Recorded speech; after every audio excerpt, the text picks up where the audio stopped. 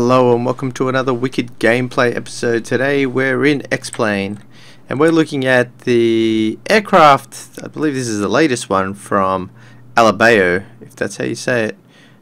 This is the Pipersport for X-Plane 10.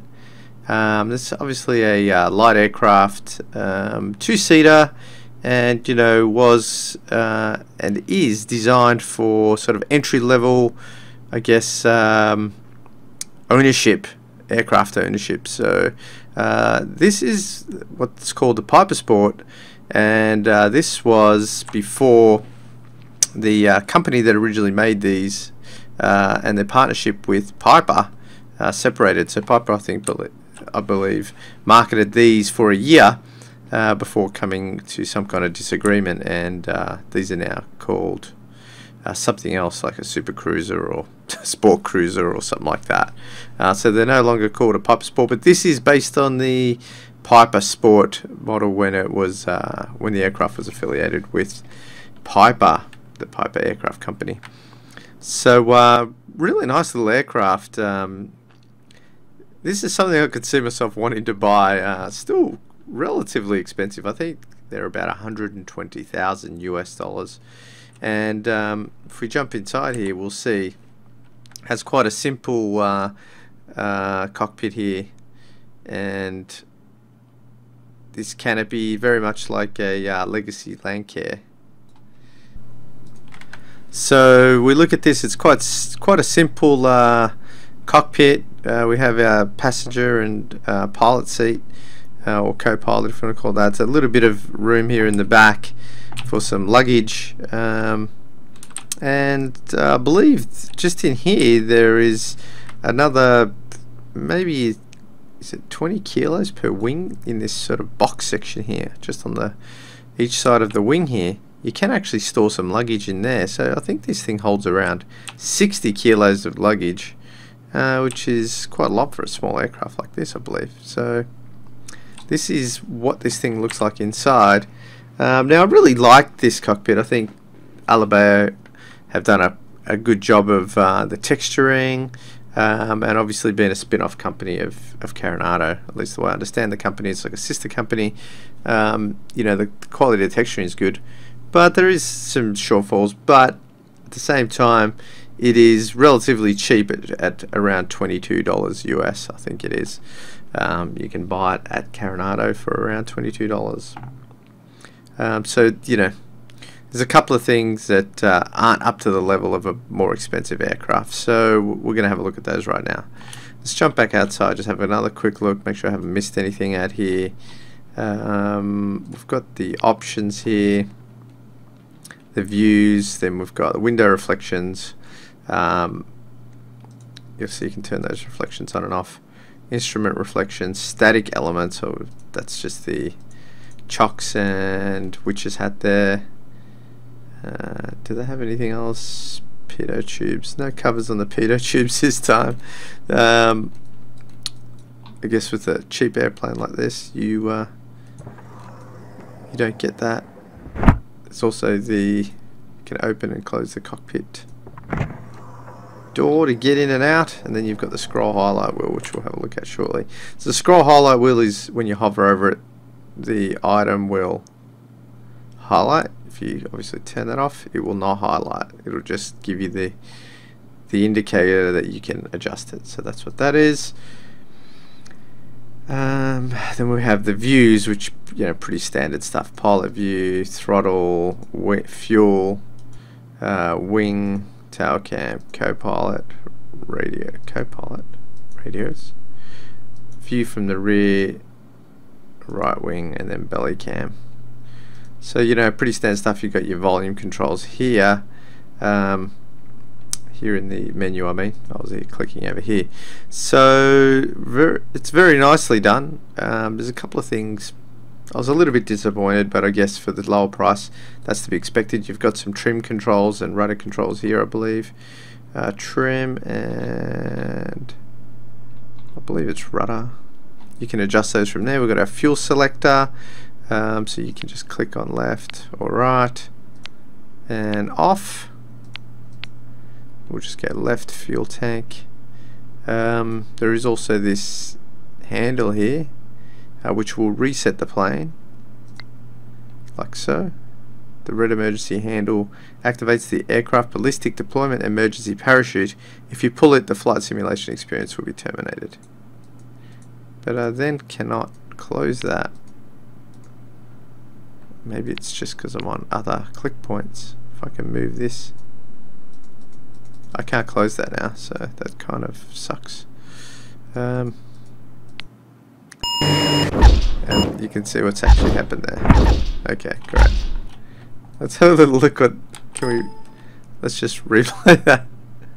Does it actually show us what happened there? So we got lifted into the air. And yeah, so don't pull that. If the knob is dusty, don't pull on it, okay? So what I'll do is I'll just reset this plane and we'll be right back. Okay, so we're back. I've reloaded the aircraft, moved it a little bit over to the right here in a different spot, but we're ready to get this thing started. Okay, first thing we want to do is get rid of the static elements.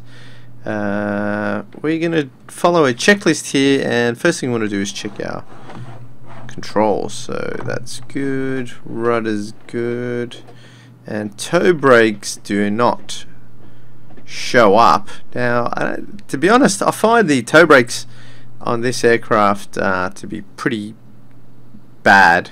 I don't know if that's how it really is. I mean, they're not actually functioning, which is kind of weird. I don't think I've ever seen one do that.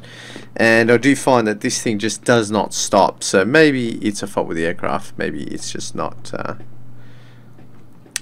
animated. I'm really not sure about that one.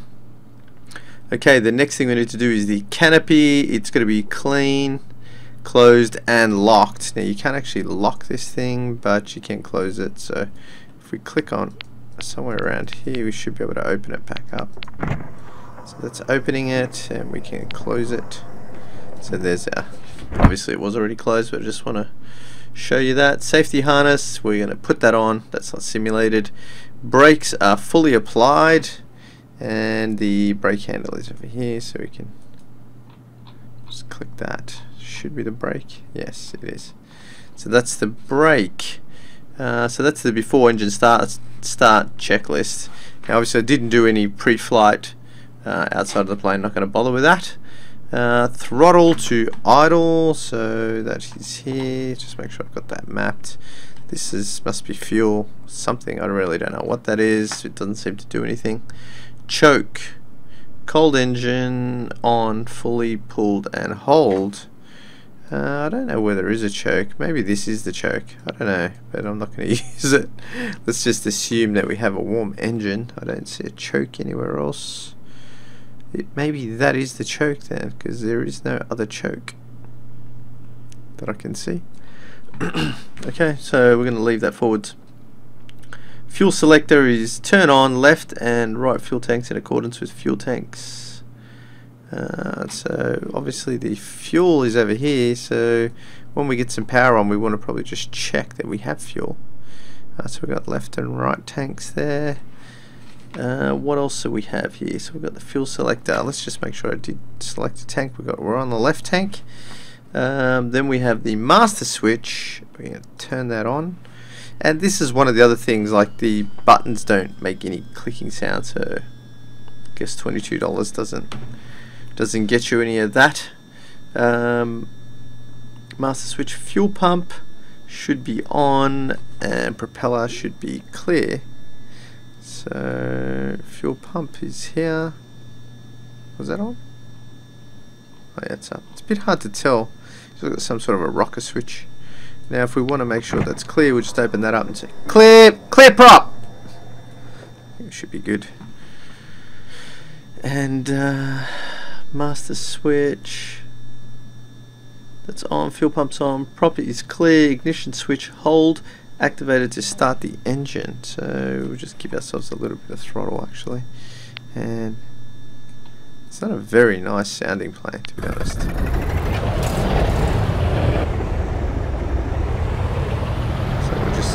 Close this.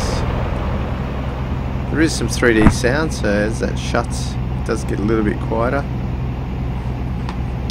So we've done that.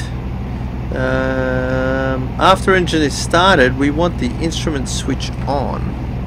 So instrument switch is on. Instrument switch should be this. No, instrument switch. This doesn't do anything. This is engine instruments. This is just lighting. Pretty sure of that. Oh, that's lighting for over here. So let me just zoom out there. And if we do that, yes, that's your engine instrument lighting. So it says engine instrument switch. Oh, that's the master jet. No idea. So engine instrument switch on, fuel pump off, avionics switch on, other switches switch on as necessary. So engine instruments, avionics, fuel pump off. Let's turn our nav, strobe, and we'll leave our landing lights off for the time being. Still doesn't tell us about the generator yet. Choke gradually increase, throttle maintain max 2,500 RPM for warming up. Where is the temperature? Got plenty of fuel. Cylinder head temperature's fine, but amps are fine. Temperature looks fine. This is oil. Pressure. Temperature's fine. So that's okay. Got our Garmin 530 here, which is the newest one. We also have another backup radio panel here, which you can play around with. This is kind of seems a bit weird though. These don't work. These. Oh, there's a volume control for the engine. What does this do? Let's adjust the radio, so you can switch that over and do that. So that'll be for your radio stack. And then we have our transponder here, which all works, but seems less functional than say the Carenado ones, like the VFR button doesn't do anything, the ident button doesn't do anything, standby doesn't do anything, off doesn't do anything, alt doesn't do anything, on. Yeah, so as you can see, it's but you know, you can actually change the. So if we said 500, that's kind of weird. Standby, on, off, on, out. Ident, and now it's working. 1200. Let's say if I was on 3340 and click VFR button, nothing works. So it does seem a little bit limited. We also have our okay, we'll just keep moving on through this. I'm just getting a little bit sidetracked. Other switches switch on as necessary, throttle, that's fine. Okay, so we've done that. Engine starting's all done. Engine warm up, we're not going to bother with that. Let's just assume it's warm. And basically want to taxi. Apply power and brakes as needed. Apply brakes to control movement onto the ground. Taxi carefully when wind velocity exceeds 20 knots. Hold the control stick in the neutral position. So let's get a view from up here and let's get moving. So it does seem to have some kind of brake, but like I've got the brakes on now. And as you can see, when I press that, I don't know, that's strange. And I have had problems with this aircraft. I have flown this a couple of times, tested out, and yeah, I seem to have had problems each time. So one of the things I'm going to do is change the time of day as we're taxiing down here.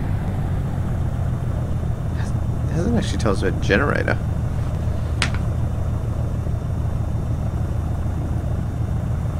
Engine speed, engine gauges, brakes.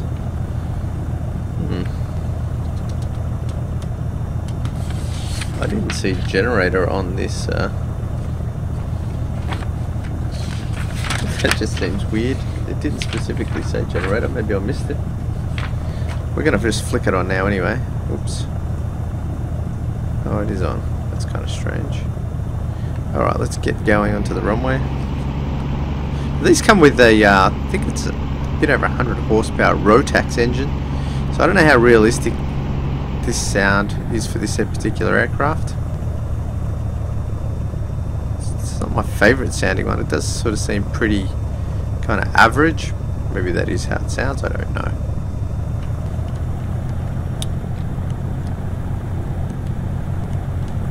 Nice scenery here. I've also got Sim Heaven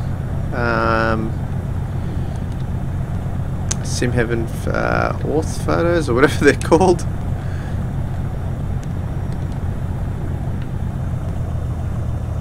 Sim Heaven scenery for this area.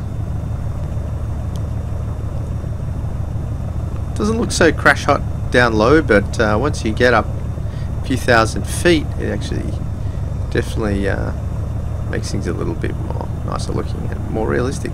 So brakes are fully on, and yeah, we're only going slow. I cannot stop unless I pump these brakes, which is very odd. Off on the throttle, still can't do it. It did stop. Strange. And I put the parking brake on. So altimeter should be set. I really don't know what the altimeter is here. So if we look, we can probably look at the local map and check out bracket field. Altimeter here is 3009.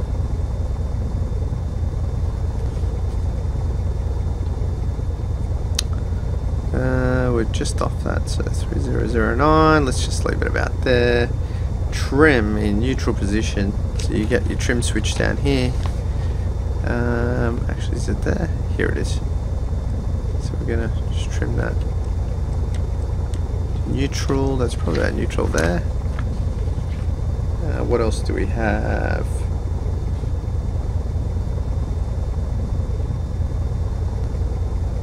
Control system, check free of movement. Well, we've already done that, but I don't know if in real pilots actually do this again. Maybe they do. Just to make sure. Control system, yeah, closed and locked. Cockpit, we've done that. Manually push upward. Well, let's just pretend that we can do that. And we can click on this, and that just gives us a bit of shade, which is kind of cool. Fuel selector is on. Let's just double check that. Yes, we did set that. Ignition switch on, both magnetos. We're not going to bother with that. And wing flaps extend as necessary, but I don't believe this aircraft needs it for takeoff. Brakes apply to stop wheel rotation. Takeoff power full throttle. Throttle fully forward. Maximum 5,000 RPM, 5,800 RPM for 5 minutes. Engine speed, check RPM. So that's when we take off. I'm not going to really bother too much with that. That's the basic checklist. Let's just get this thing up in the air and see what she looks like. Actually, that's what I really did want to do.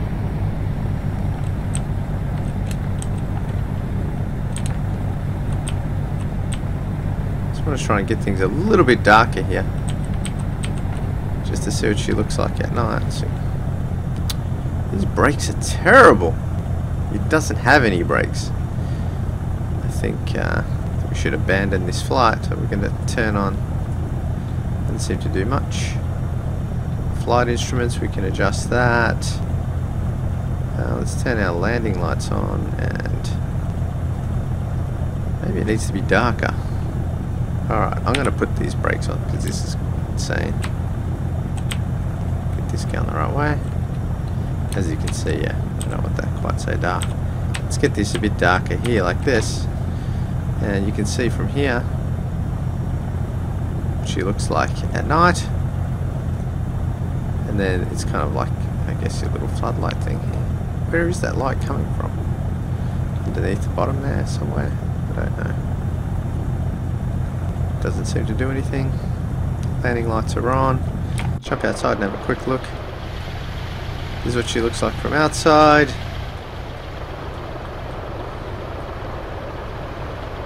Cockpit there. So we're all good to go. So let's just lighten things up here a little bit. Don't want it too dark. Let's go with a bit of a sunset. and we're good to go. We're going to get this thing into the air and get going. That was actually one thing I did want to point out, actually. We have our 6 main instruments here with your airspeed, your attitude indicator, your altitude, vertical speed, HSI, turn coordinator, slip indicator, engine instruments, and it does have a heading bug here. So it does have a heading bug, but there is no autopilot, so you don't really have much use for that. It's kind of odd. I do like this HSI though, and I kind of was disappointed it didn't have an autopilot, but the real aircraft doesn't actually have an autopilot. But there is versions of the aircraft that did come with an autopilot, and it had more of a glass style cockpit rather than the standard steam gauges. So, you know, it would have been nice just to have even an aftermarket. They should do an aftermarket autopilot. That would have been cool. So we're at full speed here. We're just going to pull up, probably way over the speed. Could have easily taken off. Get up into the air here, and we'll take a little look at this. We've got no flaps.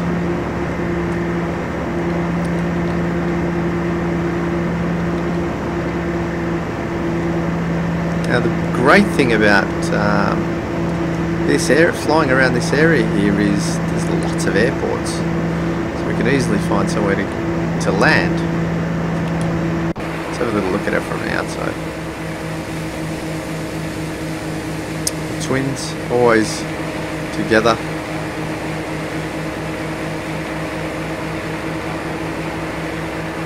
Always looking good. Which is a nice looking aircraft. I'd say I wouldn't mind owning one of these as a first aircraft to own. That'd be pretty cool.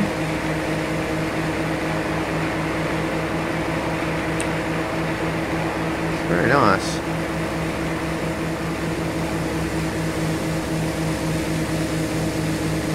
Tell me what you think in the comments. Would you buy a light sport? You know, 2-seater, you and a mate, or a girlfriend, or someone to impress? Could be quite fun. Check out some of those views that come with this aircraft. So let's have a look at the tailwind cam. It's a terrible spot. Now I can't actually move that. Oh great. No idea what that was.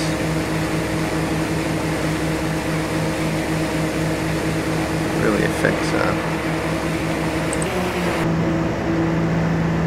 drifting off. Obviously she doesn't have an autopilot, so it wants me to crash. Maybe we'll put her down in one of the airports over here. We've got plenty to choose from. I think we're a bit too high for that one over here, so I really don't know what airport this is, but let's try this one over here. We could probably just find out on the GPS here. So we want to get a downward vertical speed going. We're in the wide arc. Get our first stage of flaps going.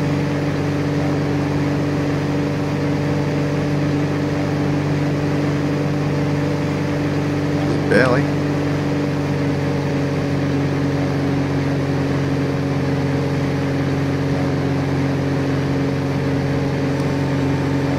First stage of flaps.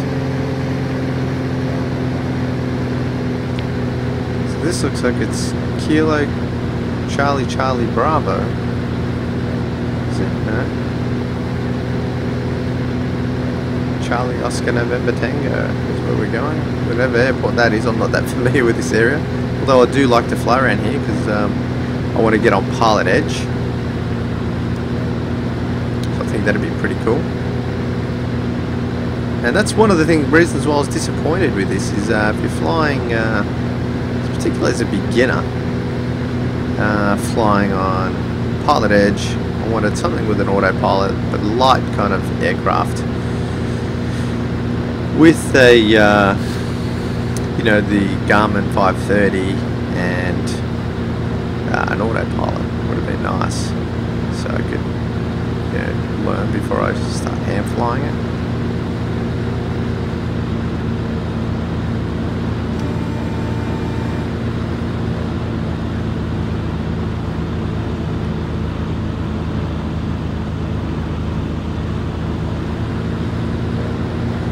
Speed about here, I think.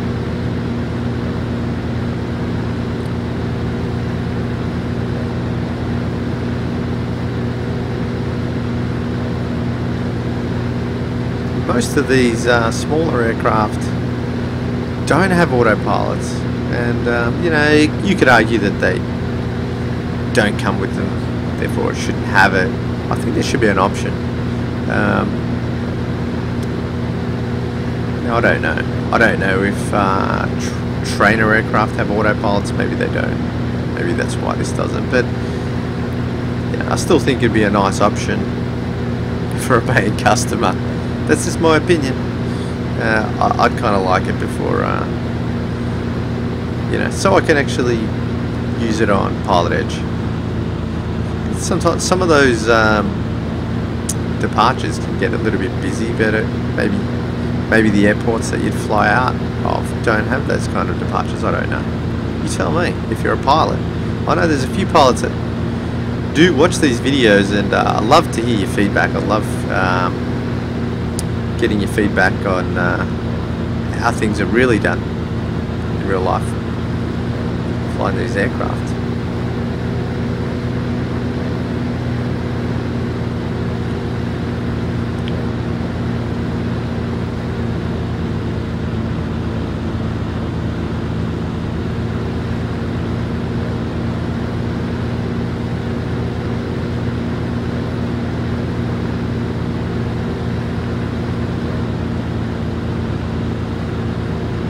Nice view there.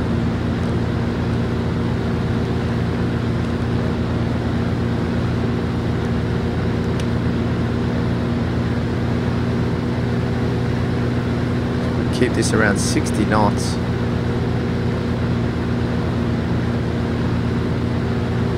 We've got one stage of flaps to go. Should have paid attention to the actual altitude of the airport. I feel like we're pretty low, so I'm just gonna climb up a little.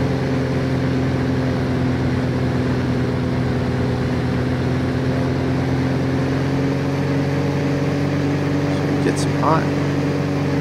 Still can't see the lights. It's telling me how far I'm off the glide slope.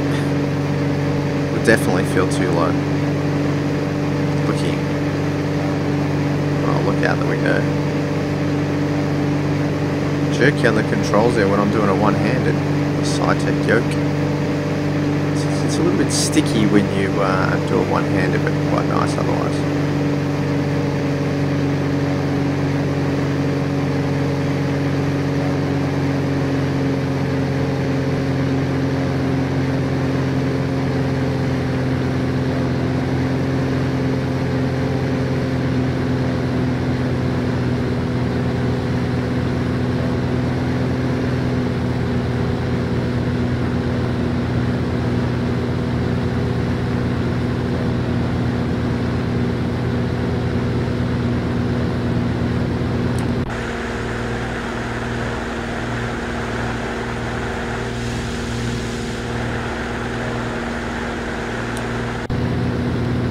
There.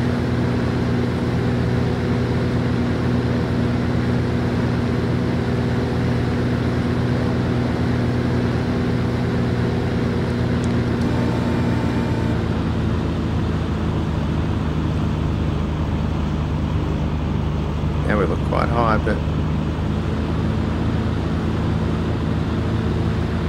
we'll be alright.